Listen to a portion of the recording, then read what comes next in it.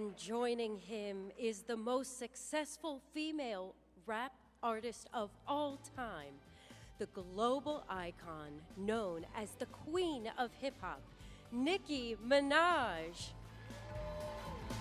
A record breaking artist and cultural force whose influence resonates strongly with younger generations, she joins Alex Brusewitz for a fireside chat. That was a good song. Should we turn that up? Do we have any barbs in the crowd? Hey, Barb! Truthfully, if everybody was being honest, everybody's a barb. Amen. I believe that. And well, they're beautiful. That's all. That's the only qualification of being a Barb, and they fit the criteria. It's true. It's true. Good-looking audience. Well, Nikki, it's an honor to have you here. I know the president was incredibly grateful for your presence. And by the way, how well did she do on stage with the president? Thank you. I was very scared. You look pretty good behind the seal, by the way. Thank you. I must admit, your competition, which really isn't competition, didn't really look good behind the seal when they were with Kamala Harris. Oh. Just saying. So, Nikki, look, everyone knows that you are the undisputed queen of rap, but what many people in this room might not know about you is who was Nikki before the fame? How did you grow up? Where did you grow up? What was the financial situation of your upbringing? Well, I grew up in Southside Jamaica, Queens, New York City, and one woo, thank you. And you know, humble beginnings, and I would say that actually I came from a different country at about 5 years old, and always wanted the American dream. I thought that when I came to the United States, I was gonna be like moving into like a castle, and I was gonna be wearing big like poofy dresses and going out to like ballrooms. I don't know why I had that idea, but anyway, so my parents both worked really hard, and I guess you could say they were very motivating people, believed in me, but we really didn't have much. There were times that in between jobs, I definitely remember my mother having to be dependent on the government for help. But it would always be a couple months here and there, like if she lost her job. She never felt comfortable staying on government assistance. So it'd be a couple months here and there, but it always made me think, I don't ever want to have that burden when I get older. Even as a kid, I felt like, this isn't how things are supposed to be, but I don't know how I knew that. And I remember one day asking her, how much did you make? And the look on her face when she told me the amount, like when she showed me her check, I could literally remember how it looked to this day.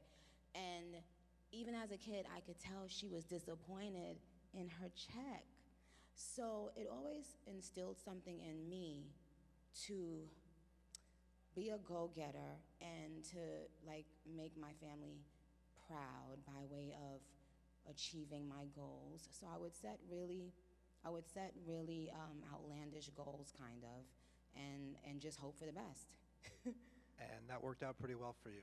I'd say so. And I think it's safe to say that your family is more than proud of you. Yes.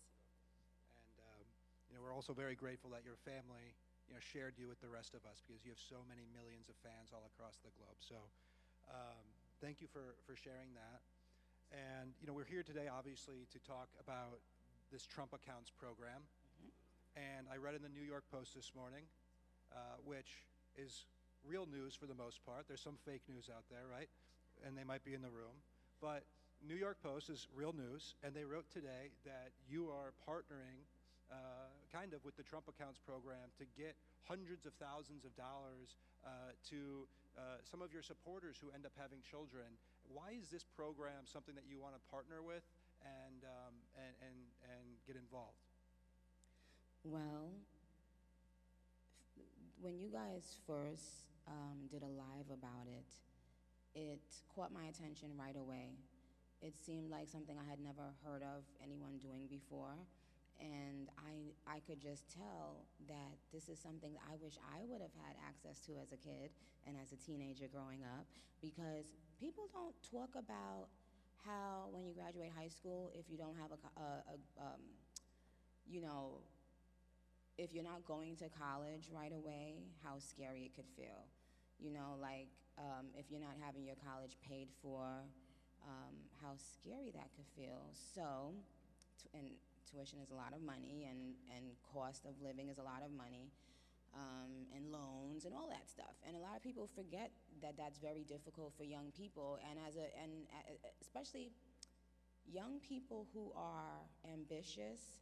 They want to hurry up and leave home. They want to go and, be in the real world.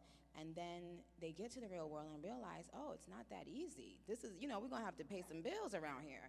And that's what happened with me. Like, I got out of high school, and I thought everything was just going to be smooth sailing. But I realized quickly, no, I have to work. I have to figure things out on my own if I wanted to live a certain way. And that's what I did.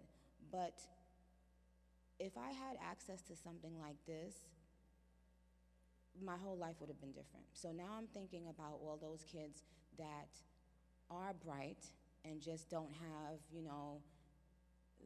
they're not born with a bank account, they're not born with wealthy relatives or parents, but they have so much to offer this world.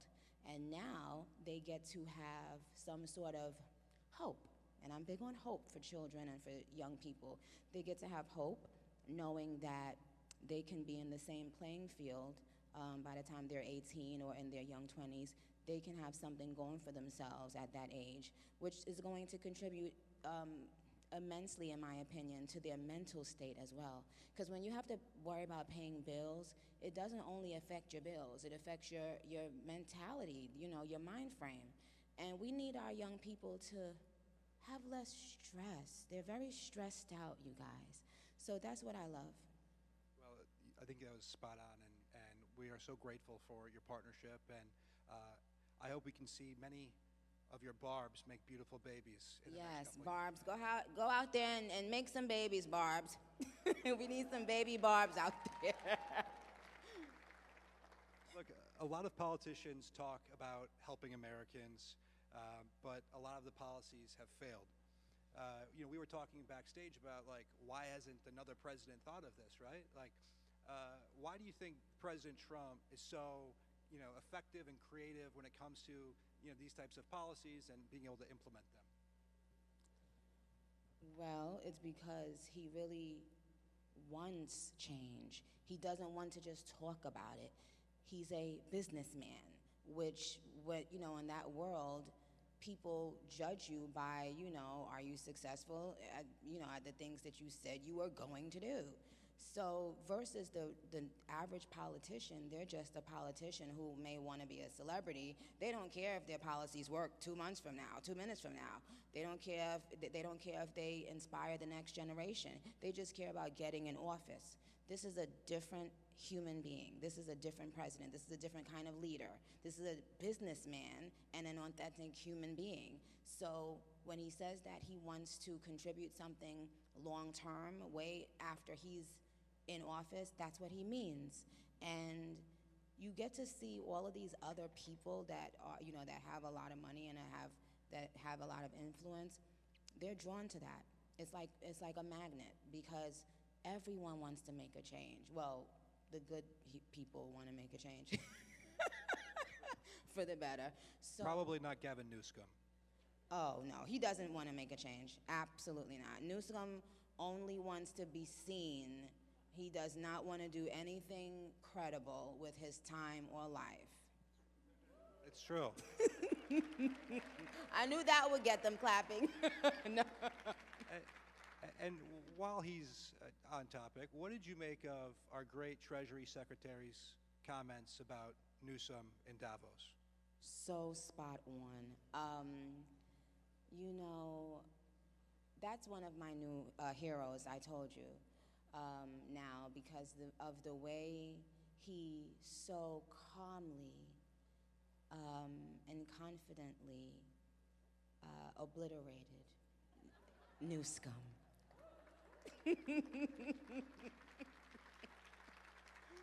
He's very effective, especially when it comes to destroying the left when it comes to arguments. And so let's get off of Newsom because he's kind of boring topic, right? Very. So, last question here is, all of the president's great achievements, from tax cuts to securing our border to bringing factories back home. I personally believe the Trump accounts will have the longest term effect, because 20 years from now, 18 years from now, kids are going to, be able to inherit this money, get this money, and they're going to have $50, $100, $200,000, $300,000 in their bank accounts. And I read today that if they're 28 years old and the money continues to grow, it could be up to $1.1 million by the time they turn 28 years old. And so, do you agree that this is going to have lasting impact? Absolutely. Absolutely. It changes a huge part of the country. It changes the trajectory of so many lives.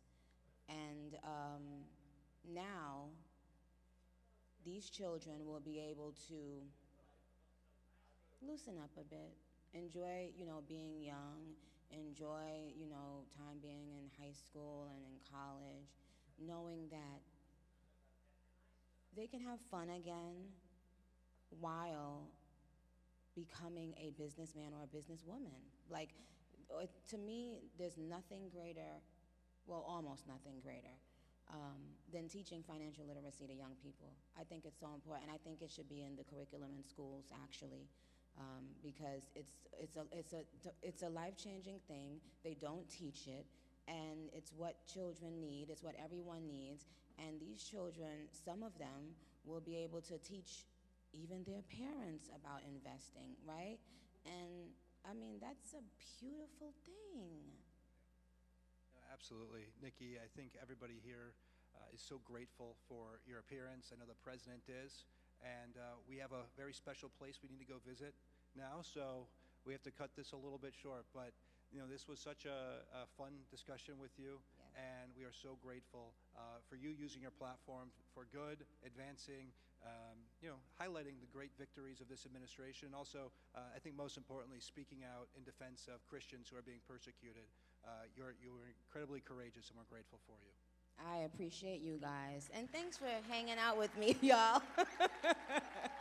And thank you to our amazing president and his amazing administration. May God continue to bless them in all that they do. Thank you, guys.